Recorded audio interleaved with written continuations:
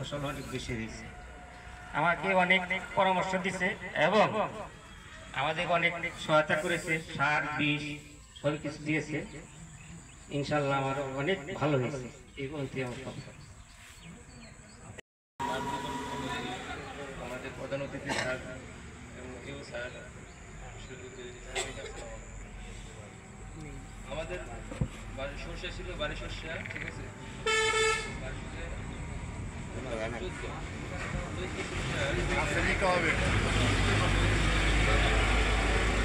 অনেক বেশি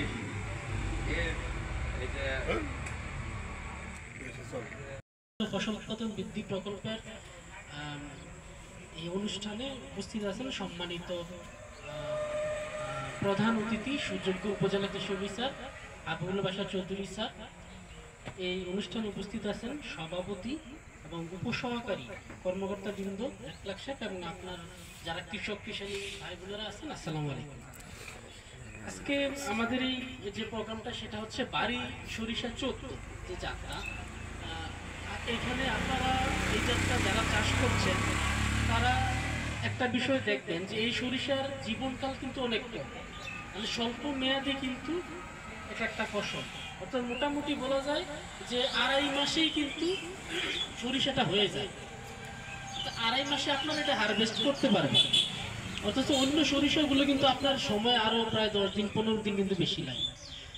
এখন যদি এটা আপনারা 15 দিন বা 20 দিন আগে যদি হারভেস্ট করে ফেলতে পারেন তাহলে আপনাদের কি লাভ?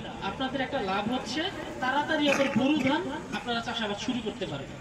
অর্থাৎ অন্য সরিষা যদি আপনারা করেন তাহলে বোরো ধান করতে আপনার যে সময় লাগবে এই সরিষাটা করলে আপনারা আগাম মানে বোরো ধানটা অনেক আগে এটা রোপণ করে ফেলতে পারবেন, অর্থাৎ এটা স্বল্প জীবনকাল। পাশাপাশি এটাতে ফলন বা আমরা যদি বলি এটাও কিন্তু অনেক ভালো, প্রায় প্রতি হেক্টরে হচ্ছে প্রায় 1.6 টনের মতো। অন্যান্য অনেক সরিষা আছে যে ফলন কিন্তু এত 1.6 টন না, আর কিছু 1-2টা জাত আছে ফলন একটু বেশি প্রায় 2 টন, সেটা আবার হলো জীবনকাল কিন্তু একটু বেশি। তো এটার একটা সুবিধা হচ্ছে জীবনকাল অনেক কম, মানে কম সময় আপনি হারভেস্ট করতে পারতেছেন, সময়টা কম লাগতেছে, পাশাপাশি এটার ফলনও কিন্তু অনেক ভালো।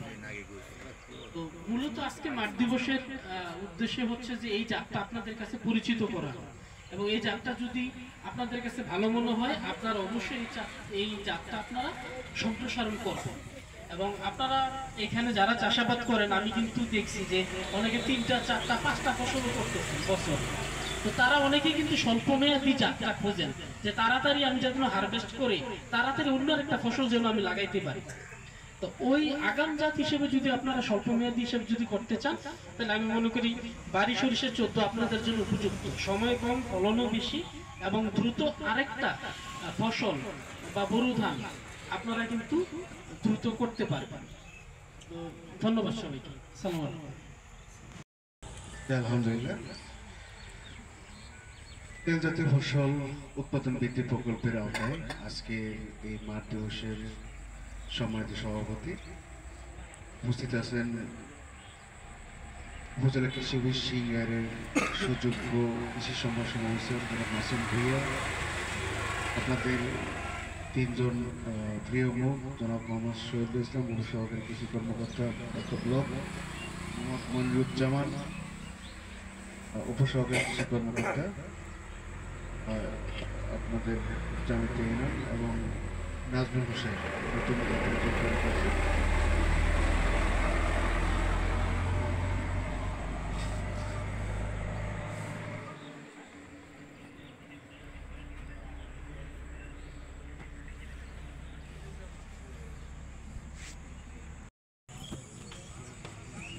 হ্যাঁ সম্বন্ধে জানার জন্য এটা ভালো হয়েছে, তেল সম্পর্কে জানার জন্য। আর সরিষা ফসল করতে আমরা যাতে লাভবান হই সেই উপদেশ নেওয়ার জন্য আপনাদের আমরা স্মরণ করছি এবং আপনাদের কাছে আসছি। অনেক ধন্যবাদ।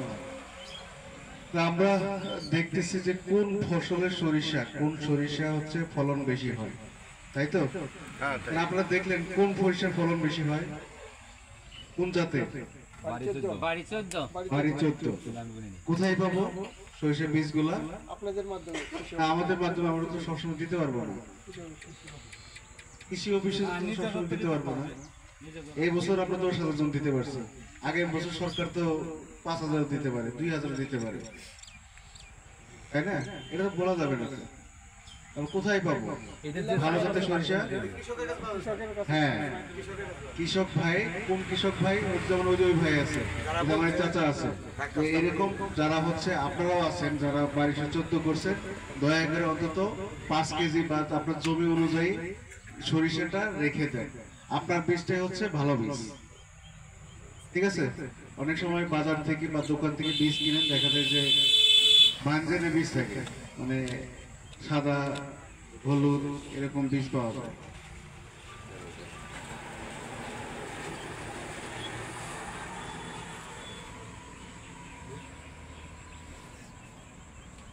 ভালো আরো জাত আছে, বাড়ি শস্য 20, এটাও ভালো।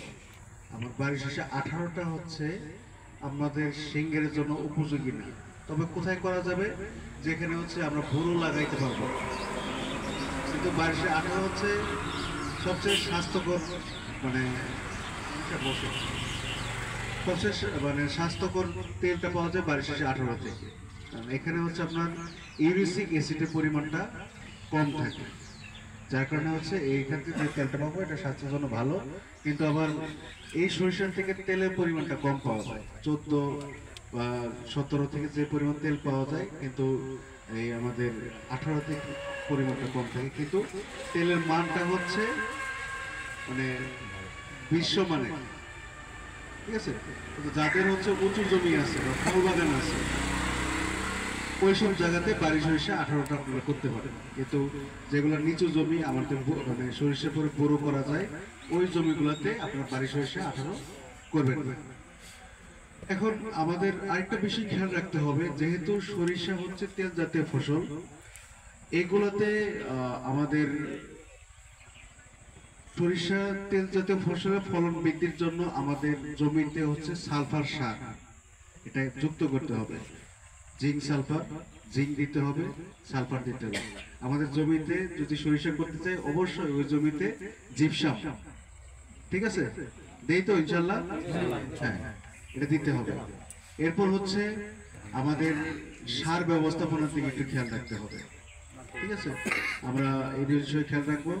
একই সাথে যেহেতু দেখা যায় যে আপনার সরিষা হলে এখন একটা রোগ হয়ে যাচ্ছে, হঠাৎ করে মানে এই গাছের মাঝখানে হচ্ছে পচে যায়, তাই না? পচন ধরে। তো এই ক্ষেত্রে এর থেকে বাঁচার কিন্তু উপায় আছে। আমরা জানি না, আমরা ভুল করি, বারবার বেশি ভুল করি। কি ভুল করি? আমরা সঠিক ওষুধটা, হ্যাঁ এটা আমি বলতেছি, সঠিক ওষুধটা প্রয়োগ করতে হবে। এই যে বলেন যে কাম হয় না, কেন কাম হয় না, আমাদের ভুল কোথায়, এগুলো আমাদের জানতে হবে। এটা আমি জানাই দিচ্ছি। আমাদের ভুলটা হচ্ছে আমাদের সরিষার ক্ষেত্রে আমাদের কীটনাশক প্রয়োগ করতে হবে, ছত্রাকনাশক প্রয়োগ করতে হবে। ভালো কোম্পানি, ভালো কোম্পানি কোনগুলো বলেন তো, একটা কোম্পানির নাম বলেন, ভালো কোম্পানি। সিনজেন্টা, বায়ার, অটো, হ্যাঁ, স্যামকো, তারপরে হচ্ছে ন্যাশনাল এগ্রিকেয়ার, হ্যাঁ, ম্যাকডোনাল্ড, ইয়ন, এসিআই। আপনারা বলতেছেন যদি ভালো ভালো, তো এই যে এইসব কোম্পানির ওষুধগুলো হচ্ছে আপনারা সঠিক মাত্রায়, এটা কিন্তু গুরুত্বপূর্ণ বিষয়, সঠিক মাত্রা। আমরা কিন্তু দেখা যায় যে আমাদের কৃষক ভাইরা যাদের নিজের আমরা স্প্রে করি না, ভাড়া করা লোকদেরকে দিয়ে স্প্রেটা করে, ফলশ্রুতি সে হচ্ছে যত বেশি এলাকা স্প্রে করতে পারবে তত তার ইনকাম। সে ভালোভাবে ওষুধ মেশায় না, দ্বিতীয়ত ওই ওষুধ যাই মেশা কিন্তু সঠিক জায়গায় ভালোভাবে স্প্রে করে না। তখন আপনারা কি করেন বলেন যে এই ওষুধে কাজ করে না, কিন্তু ওষুধে কাজ করে যদি আমরা সঠিক মাত্রায় মিশাই, সঠিক ওষুধটা ভালোভাবে, খুব ভালোভাবে গাছটাকে যদি আমরা ভিজিয়ে দেই, তাহলে আপনার কাজটা অধিক ভালো হবে। বুঝতে পারছি? কখন দেব? এখন তো কোশ্চেন আসবে, কখন দেব? আমাদের ফুল আসার আগ মুহূর্তে একবার দেব। কখন দেব বলছি? ফুল আসার এক মুহূর্তে আবার। আবার যখন ফুল, সমস্ত ফুল ঝরে যাচ্ছে, ঝরে গেছে, ঠিক তখন দুইবার দেব। দেখবেন আপনার রোগ হবে না। পারবো তো ইনশাল্লাহ? এখন আরেকটা কাজ করতে হবে, আমাদেরকে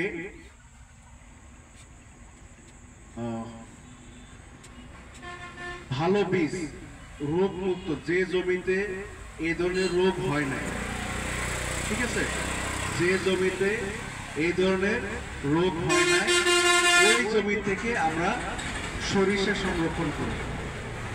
ঠিক আছে, আমাদের কি বলছে, ভালো বীজে ভালো ফসল। আমাদের বীজে যদি সমস্যা থাকে, ফসল কিন্তু ভালো হবে না। দ্বিতীয়ত আরেকটা কাজ করব, আমরা যখন সরিষার দানা রোপণ করব, রোপণের আগে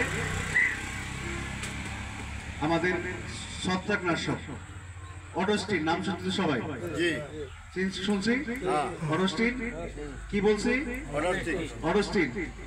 এই অডস্টিন অথবা রুব্রাল, যে কোনো একটা ছত্রাকনাশক আমরা কি করব, মুড়ি যখন মাখায় না পেঁয়াজ কাঁচামরিচ দিয়ে তেল দিয়ে, ঠিক ওই রকম করে আমরা হচ্ছে ওই পানি নিব, একই সাথে হচ্ছে বীজ দেব, দিয়ে এরকম একটা সুন্দর করে একটা লেই তৈরি করব, নিয়ে তারপর হচ্ছে আপনার সরিষা যা আছে ওটা হচ্ছে ওই ইয়ের মধ্যে মুড়ির যেরকম মাখায় ঠিক ওই রকম করে মাখাবো। তাহলে হচ্ছে ওই যে বিষের যে আপনার লেইগুলা, এগুলো প্রত্যেকটা বীজের গায়ে লেগে থাকবে, তাহলে বীজটা হয়ে যাবে আমাদের শোধন বীজ, শোধিত বীজ।